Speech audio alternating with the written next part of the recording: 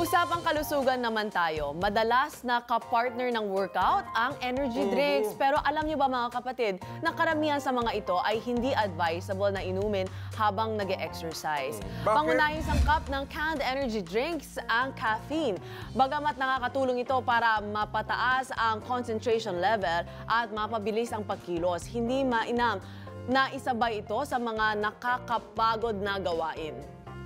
Maaari kasi ito magdulot ng diuretic effect o pagbabawas ng tubig sa katawan na dahilan para lalong ma-dehydrate habang nag-e-exercise.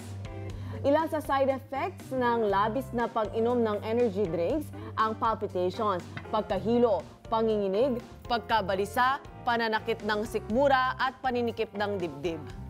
Ang standard caffeine intake for adults ay nasa 200 hanggang 400 milligrams lang kada araw. Katumbas yan ng 5 energy drink na may 80 milligrams per serving. Hindi naman dapat lumagpas pa sa 200 milligrams o 2 energy drink kada araw ang intake ng mga taong may binabantayang medical conditions.